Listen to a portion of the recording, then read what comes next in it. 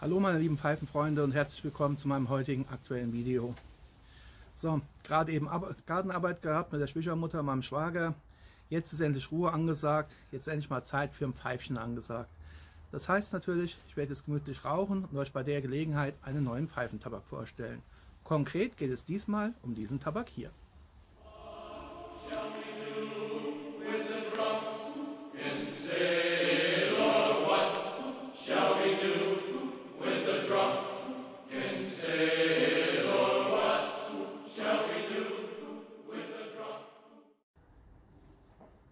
Ganz richtig, es geht um einen der neuen Tabake der Cobb Tobacco Company, und zwar einen der Piratentabake.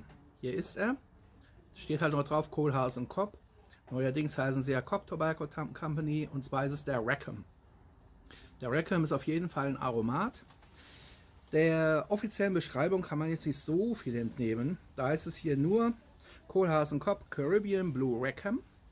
Die Mischung besteht aus diversen Virginias, Black Cavendish sowie Burley, verfeinert mit Broken Flakes und Cube Cuts. Man, Ma, Er, Mi, Ki. Keine Ahnung, das waren vermutlich mal die Bezeichnungen, nach was er schmecken soll. Schauen wir mal. Hier ist zunächst erstmal das Tabaksbild hierzu.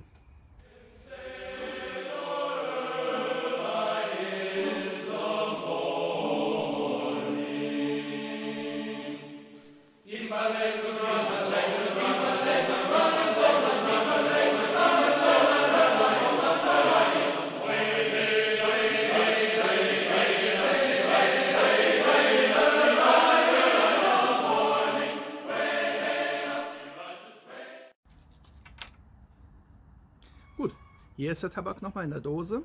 Ihr seht ja, hier ist erstmal ein schönes Deckblatt drauf. Wenn wir das jetzt runternehmen, The Art of Blending. Ich muss bei Gelegenheit mal gucken, hier sind ja Daten angegeben, Längen und Breitengrade, wo sich das befinden soll, vermutlich irgendwo in der Karibik. Hier ist der Tabak. Und wie ihr es ja bei den Bildern schon sehen konntet, das ist eine schöne, ausgewogene Mischung aus Virginia, Burley und Black Cavendish. Der Geruch ist ungeheuer aromatisch. Es stand ja nicht wirklich dabei, mit was er aromatisiert sein soll.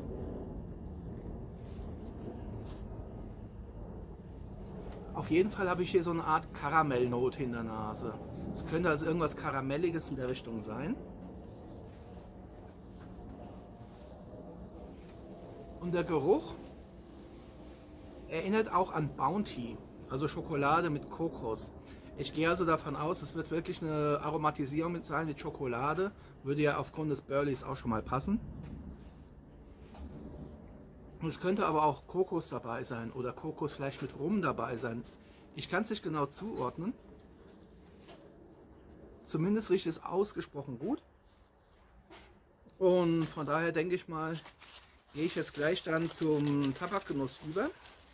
Doch bevor ich jetzt hier ans Rauchen gehe, erst einmal in gewohnter Weise ein Bild des Tabaks mit der Pfeife. Dann seht ihr auch, mit was ich den rauchen werde, und wir sehen uns dann gleich wieder.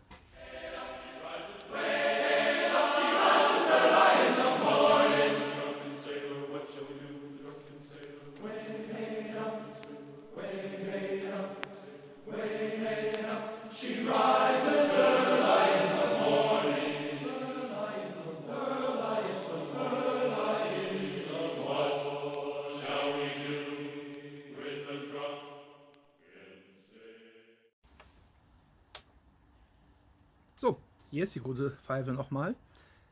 Es ist die General vom Missouri Meerschaum. Eine Pfeife, die halt an General Douglas MacArthur erinnern soll, der für seine riesigen Kolben bekannt ist. Hier ist der Tabak auch eingebracht. Ich habe nach oben hin so einen guten halben Zentimeter ungefähr Platz gelassen. Einfach nur, weil ich davon ausgehe, es sind ja Broken Flake Stücke dabei, dass sich die ganze Geschichte ein wenig aufbäumen wird.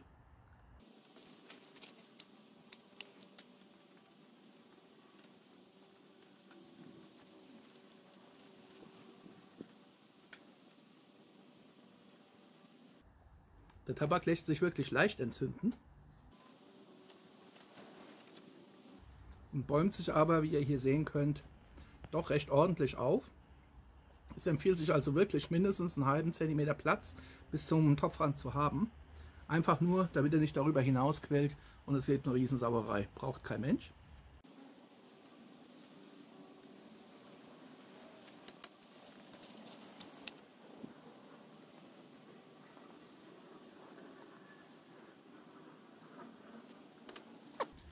Hier seht ihr jetzt die Oberfläche, schön gleichmäßig geglättet, schön gleichmäßig zum Glimmen gebracht. Beim ersten Anzünden habe ich also von einem bitteren Geschmack gar nichts gemerkt, trotz der enthaltenen Virginias. Jetzt beim Nachfeuern hat man mal so kurz das etwas bittere Aroma von einem verbrannten Virginia. Doch jetzt schon nach ein paar Sekunden hat sich das wieder gehoben. Jetzt hat man einen angenehmen Aromaten. Es schmeckt auf jeden Fall eine schöne Süße, eine leichte Süße, also keine pappige. Es ist kein Hocharomat nach meinem Empfinden, sondern einfach ein Aromat. Und ich meine auch wirklich so eine Karamellnote im Geschmack zu vernehmen. Gerochen hat es ja so ein bisschen Karamell, aber ich hatte ja auch so eine Art Bounty gerochen. Mal gucken, wie sich das Ganze hier geschmacklich noch entwickelt. Und ich meine auch so eine leichte Schokoladennote zu verspüren. Die könnte vom Burley herstammen. Burley schmeckt ja meistens so schokoladig, nussig, wenn es so ein bisschen in die aromatische Richtung geht. Oder halt alternativ erdig nussig, wenn das Ganze so in die, ja, sagen wir, etwas würzige Richtung geht. Hier geht es eindeutig eine etwas süßlichere. Und beim Abgang durch die Nase verspüre ich auch so eine leicht fruchtige Note. Aber eine Fruchtnote, die ich aktuell nicht so richtig zuzuordnen weiß.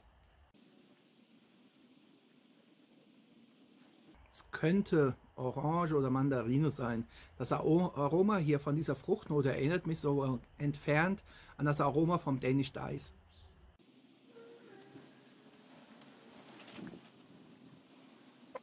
Es steht leider nicht drauf, in keinster Weise, mit was es aromatisiert sein soll. Nichtsdestotrotz, wenn ich später am Computer bin, um den Film zu schneiden und alles, da werde ich die offizielle Beschreibung heraussuchen. Die packe ich schon unten in die Videobeschreibung mit rein. Umso besser, dann versuche ich selbst herauszufinden, was es für Geschmäcker sind. Ich kann nicht mit Sicherheit sagen, ob Kokos geschmacklich zu spüren ist. Also riechen konnte es. Wie gesagt, es hat mich so ein bisschen an Bounty erinnert. Schokolade, Kokos, vielleicht auch Kokos mit Rum. Ich weiß es nicht genau. Herausschmecken kann man das Schokoladige, ja. Auch was Süßliches, aber halt auch was Fruchtiges. Und es könnte tatsächlich auch Kokos dabei sein. Aber das will ich jetzt nicht besiegeln wollen. Auf jeden Fall beim Rauch macht sich eine schöne, milde Süße im kompletten Mundraum breit. Ich spüre das auf der kompletten Breite der Zunge hier neben, dass da eine Süße mitschwimmt. Also sehr angenehm. Auch beim Abgang durch die Nase. Süßlich, weicher Rauch. Nicht kratzig, nicht bissig, gar nichts. Also wie gesagt, sehr, sehr angenehm. Die Raumnote selbst ist ebenfalls sehr angenehm. Erinnert einerseits an diesen berühmten Duft, wenn jemand mit einer Pfeife vorbeiläuft und Aromaten drin hat. Also typisch Pfeifenraucher, würde ich sagen. Süßlich, karamellig vom Aroma her. Schokoladig. Und erinnert mich aber tatsächlich ein bisschen sogar an Orangen. Gut, Mandarine hätte ich noch mitgehen können wegen Danish Dice, so von der Aromanähe her. Orange wäre natürlich eine Option. Das muss ich nachher mal nachlesen. Das könnte es tatsächlich sein.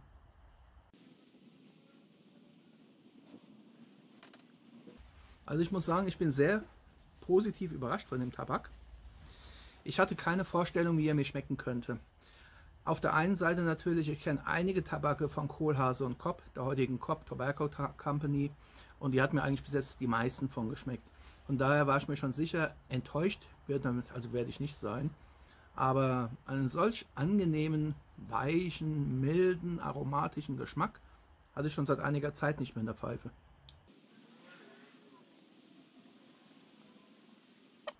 schmeckt es ungeheuer gut. Rackham muss ja auch irgendein Pirat gewesen sein, weil die ganze karibische Seevielfalt, die die an Tabaken rausbringen, das sind glaube ich 6 oder 7 Sorten. Jeder Tabak hat ja den Namen eines anderen Piraten. Da ist ja auch unter anderem Sir Francis Drake dabei, der war ja damals Freibeuter der britischen Krone unter Königin Elisabeth I. Bei Rackham muss ich es eher passen. Der Name sagt mir so per se erstmal nichts. Aber auch da werde ich mich mal schlau machen, weil da muss es ja einen Hintergrund zu geben.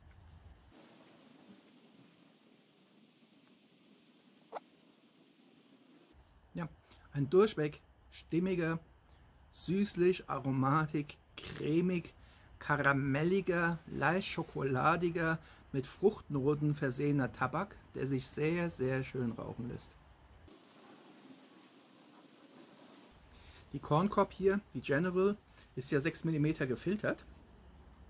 Und das Rauchvergnügen hiermit, jetzt gerade die Kombination aus Pfeife und Tabak, ist super.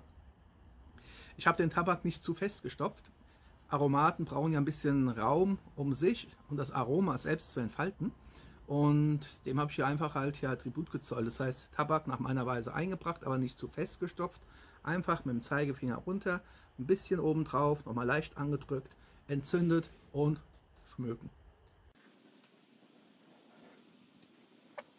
Also ich empfehle ihn definitiv weiter.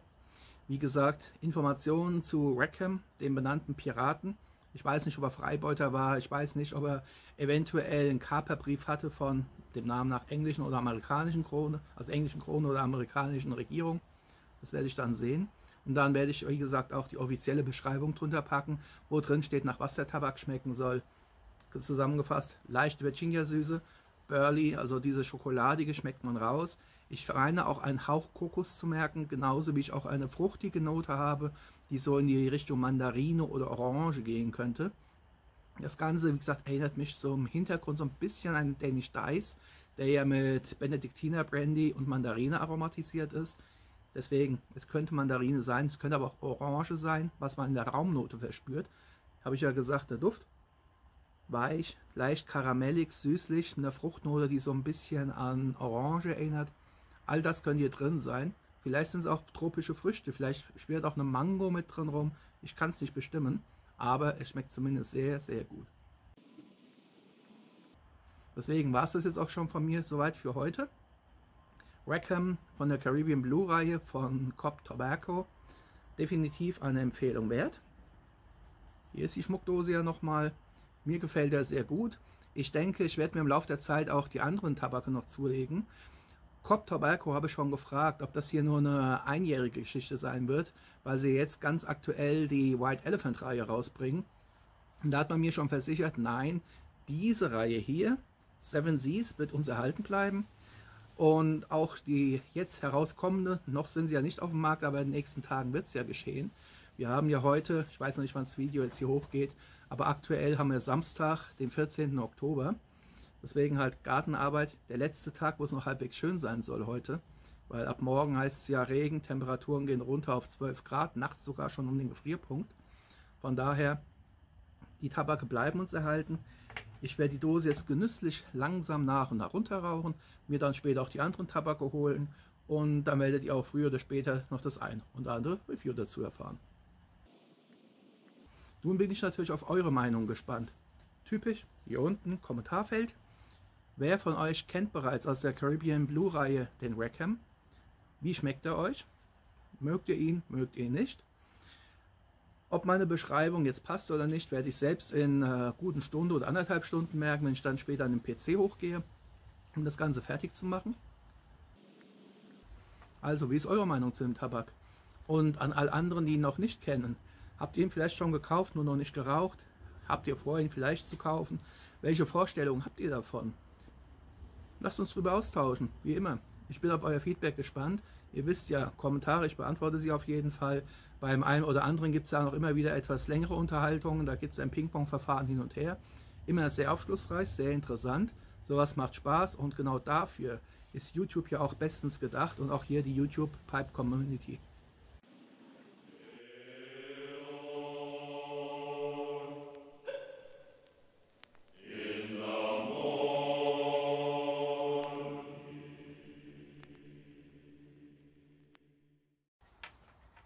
So, da bin ich schon wieder. Surprise, surprise. Für mich war es vor allem eine Überraschung. Ich habe eben nochmal nachgelesen, wie die Aromatisierung sein soll. Jetzt bin ich natürlich gespannt, weil ich meine, so eine Art ja, Bounty herauszuriechen. Schokolade mit Kokos. Ich meine, geschmacklich Mandarine oder vielleicht Orange herauszuschmecken. Tatsächlich soll die Aromatisierung aus Mango bestehen. Muss ich passen, schmecke ich nicht raus. Es soll Erdbeer dabei sein. Soll, wohlgemerkt. Das sollen noch diverse andere Früchte sein, inklusive Kirsche. Also Kirsche kann ich definitiv auch nicht rausschmecken. Also Frucht, ja. Das sind verschiedene Früchte, die überlappen sich vermutlich gegenseitig. Also die genannten Früchte kann ich alle nicht herausschmecken. Muss ich passen, tut mir leid. Wie gesagt, mich erinnert er nach wie vor so ein bisschen an den ich da ist. Das wäre Mandarine und vom Geruch her hat es mich an Orangen erinnert. Gut, es sind ja alles Aromen letzten Endes, es sind ja keine Originalfrüchte. Fakt ist zumindest, es ist eine fruchtige Komponente drin. Ich bin nach wie vor der Meinung, es ist auch schokoladig, karamellig vom Geschmack her. Erinnert mich zumindest, wie gesagt, sehr stark daran. Ich finde es eine rundum gelungene Geschichte. Ob ihr die Früchte herausschmeckt, wie gesagt, schreibt es mir wieder unten rein. Ich bin gespannt, weil ich schmecke sie nicht heraus. Aber in der Menge, in der Summe halt, die Summe ist genial. Es ist ein herrlicher, milder, weicher, sahnig, cremiger, leicht fruchtiger Tabak. Was das jetzt für Obst sein soll, spielt ja auch letzten Endes keine Rolle. Die Hauptsache ist, er schmeckt. Von daher, bis zum nächsten Mal. Happy Puffing und ciao.